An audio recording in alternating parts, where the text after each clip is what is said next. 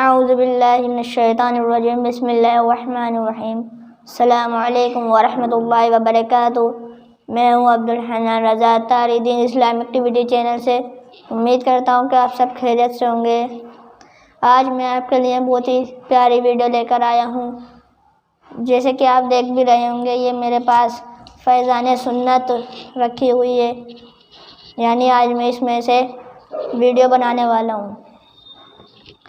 کل کی last video میں نے آپ سے سوال کیا تھا، وہ سوال یہ تھا کہ تراویح میں کتنی رکعتیں ہوتی ہیں، تو اس کا آنسر یہ ہے کہ تراویح میں 20 رکعت ہوتی ہیں۔ آج کی ویڈیو میں میرا آپ سے سوال ہے کہ رمضان شریف میں کل کتنے حروف ہیں، یہ آپ کو کمنٹ کر بتانا ہے۔ چلیں ہم ویڈیو کو شروع کرتے ہیں۔ الحمدللہ رب العالمین والصلاة والسلام علی سید المرسلین، اما بعد فاعوذ باللہ من الشیطان الرجیم بسم اللہ الرحمن الرحیم۔ الصلاة والسلام علیک یا رسول اللہ، الصلاة والسلام علیک یا حبیب اللہ، الصلاة والسلام علیک یا حبیب اللہ، الصلاة والسلام علیک یا نبی اللہ وعلی آلک وصحبک یا نور اللہ صلی اللہ علیہ وسلم۔ درود شریف کی فضیلت۔ اللہ کے محبوب، دانۂ عیوب، منزل عن العیوب عز و جل و صلی اللہ تعالی وسلم کا فرمان تقرب نشان ہے۔ بے شک بروز قیامت لوگوں میں سے میرے قریب تر وہ ہوگا جو مجھ پر سب سے زیادہ درود بھیجے گا، وہ قیامت کے دن میرے قریب ہوگا۔ یہ کس کا فرمان ہے؟ یہ ہمارے پیارے آقا صلی اللہ علیہ وسلم کا فرمان ہے۔ صلو علی الحبیب صلی اللہ تعالی علی محمد صلی اللہ علیہ وسلم۔ ہمیں بھی چاہیے کہ ہم کثرت سے اپنے آقا پر درود شریف پڑھیں۔ میٹھے میٹھے اسلامی بھائیوں، خدا کے رحمان عز و جل کا کروڑوں کروڑ احسان ہے کہ اس نے ہمیں ماہ رمضان جیسی عظیم الشان نعمت سے سرفراز فرمایا۔ ماہ رمضان کے فیضان کے کیا کہنے، اس کو تو ہر گھڑی رحمت بھری ہے۔ اس مہینے میں اجر و ثواب بہت ہی بڑھ جاتا ہے۔ نفل کا ثواب فرض کے برابر اور فرض کا ثواب 70 گنا کر دیا جاتا ہے۔ بلکہ اس مہینے میں تو روزہ دار کا سونا بھی عبادت میں شمار کیا جاتا ہے۔ عرش اٹھانے والے فرشتے روزہ داروں کی دعا پر آمین کہتے ہیں، اور ایک حدیث پاک کے مطابق رمضان کے روزے دار کے لیے دریا کی مچھلیاں افطار تک دعائیں مغفرت کرتی رہتی ہیں۔ سبحان اللہ۔ عبادت کا دروازہ روزہ باطنی عبادت ہے، کیونکہ ہمارے بتائے بغیر کسی کو یہ علم نہیں ہو سکتا ہمارا روزہ ہے، اور اللہ عز و جل باطنی عبادت کو زیادہ پسند فرماتا ہے۔ ایک حدیث پاک کے مطابق روزہ عبادت کا دروازہ ہے۔ سبحان اللہ۔ نزول قرآن۔ اس ماہ مبارک کی ایک خصوصیت یہ بھی ہے، اللہ عز و جل نے اس میں قرآن پاک نازل فرمایا۔ چنانچہ مقدس قرآن میں خدائے رحمان عز و جل کا نزول، جس میں قرآن اتارنے لوگوں کی ہدایت ہے۔ یہ قرآن اور ماہ رمضان کے بارے میں فرمان عالی شان ہے۔ شہر رمضان الذی انزل فیہ القرآن ھدی للناس وبینات من الھدی والفرقان فمن شہد منکم الشہر فلیصمہ ومن کان مریضا او علی سفر فعدۃ من ایام اخر یرید اللہ بکم الیسر ولا یرید بکم العسر ولتکملوا العدۃ ولتکبروا اللہ علی ما ھداکم ولعلکم تشکرون۔ یہ آیت پارہ نمبر 2 میں ہے، سورہ بقرہ میں۔ ترجمہ کنز ایمان، جس میں قرآن اترے لوگوں کے لیے ہدایت اور رہنمائی اور فیصلہ کی روشنی باتیں تو تم میں جو کوئی یہ مہینہ پائے ضرور اس کے روزے رکھے، اور جو بیمار یا سفر میں ہو تو اتنے روزے اور دنوں میں، یعنی جو ہم کہتے ہیں کہ قضا کر کے اور دنوں میں رکھ لو، تو یہ یہاں پر بیان کیا گیا۔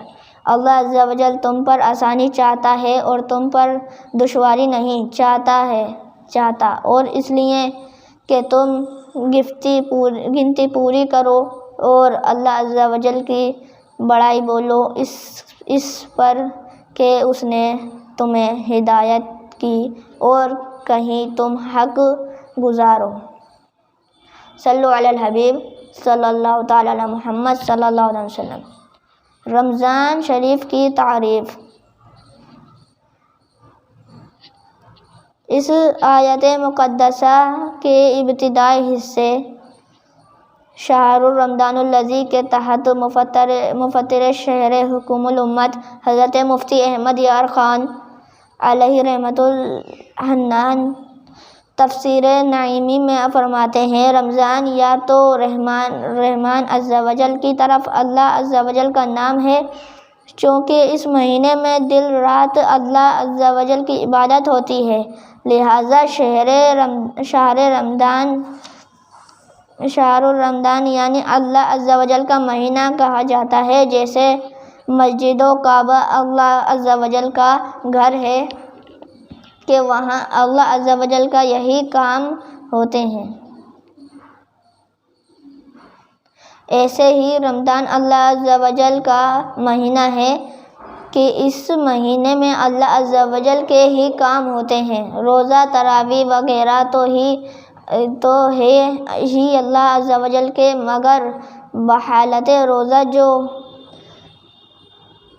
نوکری اور جائے تجارت وغیرہ کی جاتی ہیں وہ بھی اللہ عز و جل کے کام قرار پاتے ہیں، اس لیے اس ماہ کا نام رمضان یعنی اللہ عز و جل کا مہینہ ہے۔ بایا رمضان سے مشتق ہے، رمضان شریف کی بارش کو کہتے ہیں۔ رمضان موسم شریف کی بارش کو کہتے ہیں جس سے زمین ڈھل جاتی ہے اور ربیع کی فصل خوب ہوتی ہے، چونکہ یہ مہینہ بھی دل کی گرد و غبار دھو دیتا ہے اور اس سے اعمال کھیتی بری بھری رہتی ہیں، اس لیے اسے رمضان کہتے ہیں۔ ساون میں روزانہ بارشیں حجہ ہیں اور بھادو میں 4 پھر آذاڑ میں ایک سے کھیتیاں پک جاتی ہیں، تو اسی طرح 11 مہینے برابر نیکیاں کی جاتی ہیں۔ پھر رمضان کے روزوں نے ان نیکیوں کی کھیتی کو پکا دیا۔ یہ رمز سے بنا جس کے معنی ہے گرمی یا جلنا۔